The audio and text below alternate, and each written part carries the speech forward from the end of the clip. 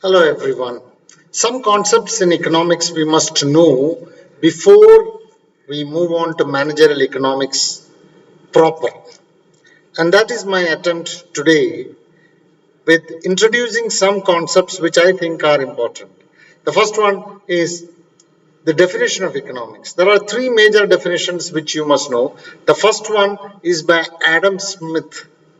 It's called the wealth definition. Adam Smith said that human beings try to maximize their wealth. They work hard so that they would be materially well off.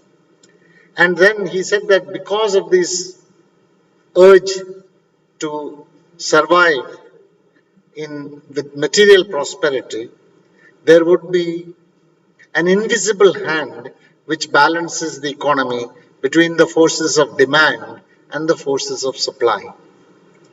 The second important definition is what is called the welfare economy, economics.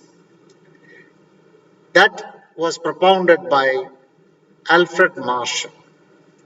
While Smith spoke of wealth, that means of money, Alfred Marshall spoke of the need to have man and welfare of man along with money.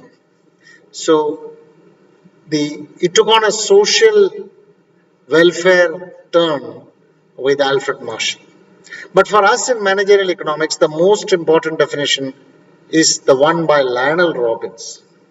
Lionel Robbins said that economics is the science of innumerable, of studying the relationship between innumerable needs of human beings and the limited resources which can be put to alternative uses. So there are innumerable needs, there are a number of wants which we have. I might want to buy a car which is very expensive, but my finances may not permit that.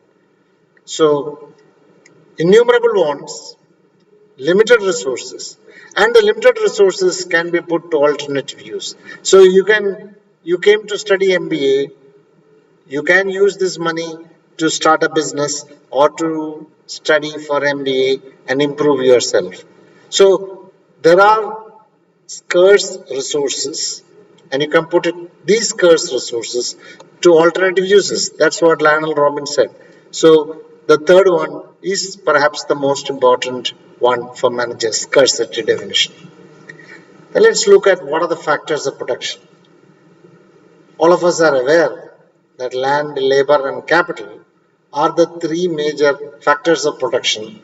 And the fourth major factor of production is entrepreneur, who tries to coordinate among land, labor, and capital to make a profit for himself.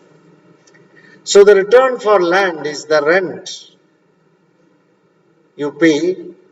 The return for labor is the wages that you pay. The return for capital is the interest that we earn on the capital that we invest.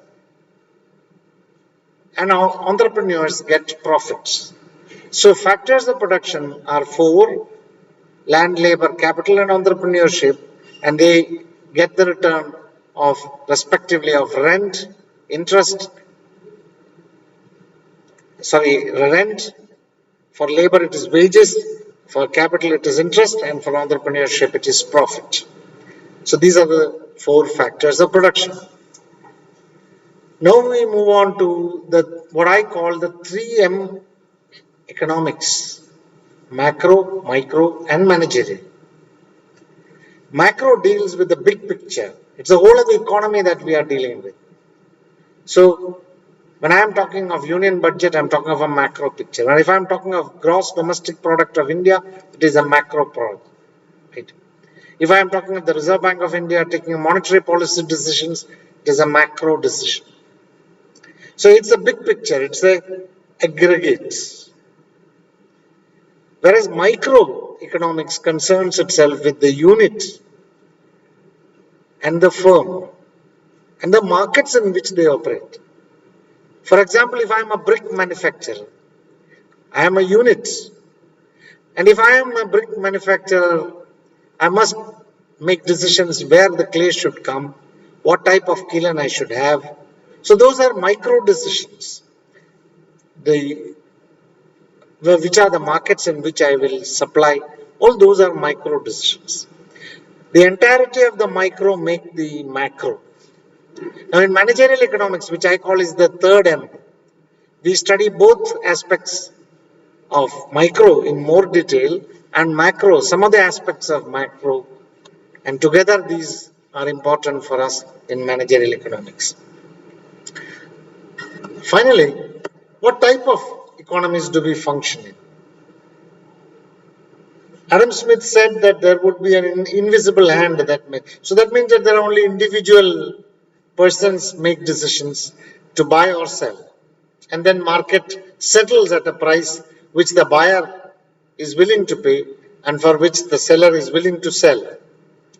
That's pure market. There is no state intervention in pure market economy. In a centralized economy, which is at the other end, like it used to be in Russia, in the erstwhile Russia, where there is a planning board or a planning commission that takes the entire decisions, where to invest, what to invest, how to invest, when to invest. Are you going to build roads or are you going to make more defense equipment? Are you going to make more food items or are you going to export? These are all centralized by a planning commission which gives direction. So it's a directed economy. And a mixed economy captures elements of both, traits of both market, laissez-faire free economy and the centralized or planning focused economy. Economy in India is a mixed economy. I think most economies in the world, almost all the economies in the world, even China, which has got a very centralized sort of decision taking, has let its market work to market dynamics, led its units to work towards market dynamics. So you are seeing mixed economy throughout the world today virtually. And that is important for us to know. So with these introductory remarks, I'd like you to familiarize and you can send me any queries you have. Thank you so much.